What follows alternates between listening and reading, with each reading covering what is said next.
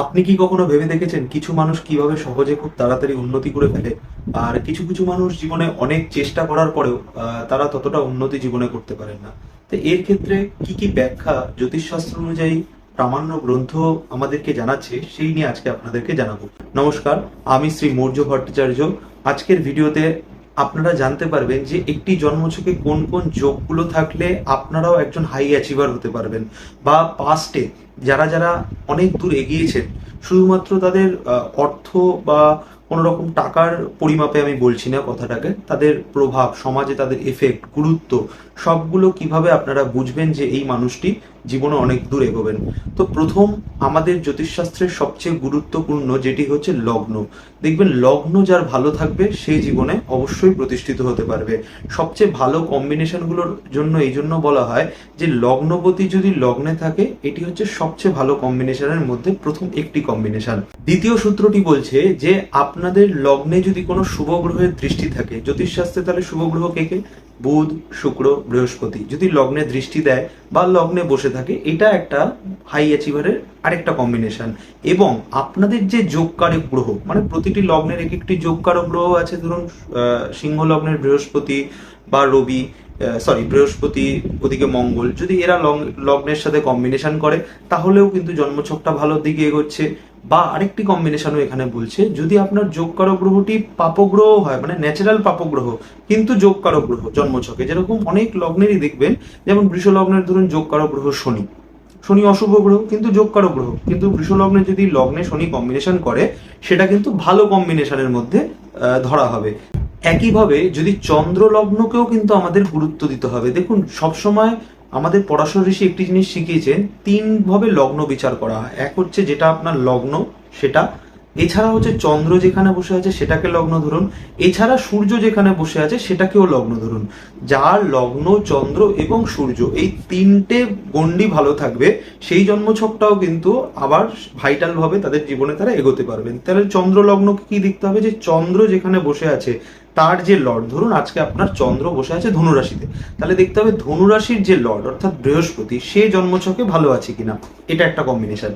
তারপর দেখতে হবে যে চন্দ্র যেখানে বসে আছে সেখানে শুভ গ্রহরা দৃষ্টি বা যুক্ত আছে কিনা। মনে করুন চন্দ্র যেখানে বসে আছে সেখানে শুক্র বসে আছে কিনা, বৃহস্পতি দৃষ্টি দিচ্ছে কিনা, বা বুধ কোনোভাবে কনজাংশন করছে কিনা, ইত্যাদি এই প্যারামিটার গুলোও দেখতে হবে। একইভাবে এটা সূর্যের সাথে আপনারা দেখবেন যে সূর্য যেখানে বসে আছে সেখানে বৃহস্পতি বা কোনোভাবে শুক্র দৃষ্টি দিচ্ছে কিনা বা বুধ দৃষ্টি দিচ্ছে কিনা। কিন্তু এখানে মাথায় রাখতে হবে সূর্যের সাথে কিন্তু আবার শুক্রের কম্বিনেশনটা ভালো মনে করা হয় না, এখানে একটা ব্যারিকেড আছে।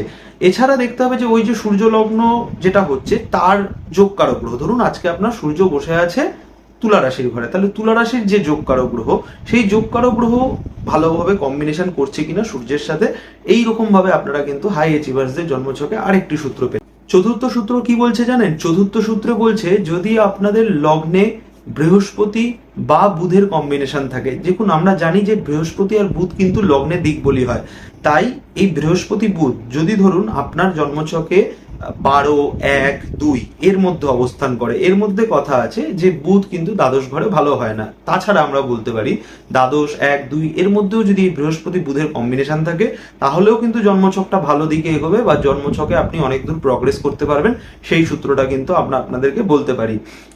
পঞ্চম সূত্র কি বলছে, যে আপনার যেটি লগ্ন হবে, যেটি আপনার ধরুন কারণ মেষ লগ্ন, নবাংশ চক্র অর্থাৎ সেখানেও যদি মেষ লগ্ন হয় তাহলেও কিন্তু জন্মছকটা ভালো। বা ধরুন আপনার এমনিতে বৃশ্চিক লগ্ন, নবাংশতেও যদি আপনার বৃশ্চিক লগ্ন হয় তাহলে কিন্তু অবশ্যই আমরা বলতে পারবো যে আপনার জন্মছকটি হাই অ্যাচিভার্সের দিকে এগোচ্ছে। ষষ্ঠ সূত্র কি বলছে জানেন? ষষ্ঠ সূত্র বলছে যে আমাদের যে পজিটিভ গ্রহগুলো আছে অর্থাৎ চন্দ্র, সূর্যকে এখানে ন্যাচারাল বেনিফিকই ধরা হচ্ছে, চন্দ্র, সূর্য, বৃহস্পতি, বুধ, শুক্র, এরা দেখতে হবে যে নিজেদের ঘরগুলোতে বসে আছে কিনা বা কোনো রকম ভাবে উচ্চস্থ হয়ে বসে আছে কিনা। ধরুন চন্দ্র কর্কট রাশিতে বসে, বুধ তার উচ্চস্থ ক্ষেত্রে অর্থাৎ কন্যা রাশিতে বসে, বৃহস্পতি নিজের ঘরে ধনু রাশিতে বসে, এইরকম যদি গ্রহরা উচ্চ রাশি আর এক্সল্টেশন অর্থাৎ উচ্চস্থ ঘরে বসে তাহলে ওটা বলছে হাই অ্যাচিভার্সদের কম্বিনেশন। সপ্তম সূত্রটা খুব মারাত্মক। সপ্তম সূত্র বলছে যে আপনার ধরুন কোনো জন্মছকে কোনো গ্রহ দেখলেন ভালো আছে, মনে করুন বৃহস্পতি উচ্চস্থ হয়ে বসে আছে জন্মছকে, কিন্তু দেখলেন নবাংশ চক্রে গ্রহটা নিচস্থ হয়ে গেছে বা গ্রহটা পীড়িত হয়ে গেছে। কারণ বৃহস্পতি আমরা জানি 1 বছর ধরে উচ্চস্থ থাকে, তাহলে 1 বছরে কি সবার বৃহস্পতি ভালো হবে? না, সেটা তো কোনোভাবেই সম্ভব হয় না। তখন দেখতে হয় যে নবাংশতেও ওই বৃহস্পতি ভালো আছে কিনা, যে বৃহস্পতি পাপগ্রহ দ্বারা দৃষ্টি কিনা, বা 6, 8, 12-তে অবস্থান করছে কিনা, নবাংশের কথা বলছি, তাহলেই কিন্তু গ্রহটা পজিটিভ ফল দেবে।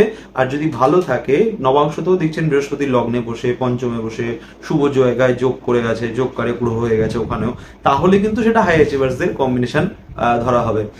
তাহলে বুঝতেই পারছেন যে শুধুমাত্র পরিশ্রমের দ্বারাই কিন্তু জীবনে সাফল্য অর্জন করা যায় না। অবশ্যই এই গ্রহদের কিন্তু একটা শুভ একটা কম্বিনেশন কিন্তু জন্মছকে সবসময় প্রয়োজন হয়, তাহলেই দেখবেন একটা সঠিক দিশা বা সঠিক গাইড মেনে আপনি কাজটা করতে পারছেন।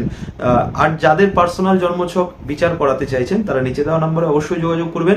এর পরের ভিডিওতে আমরা আরো 8টি সূত্র হাই অ্যাচিভার্সদের আপনাদেরকে পরবর্তী ভিডিওতে জানাবো। সকলে ভালো থাকুন, সুস্থ থাকুন, নমস্কার।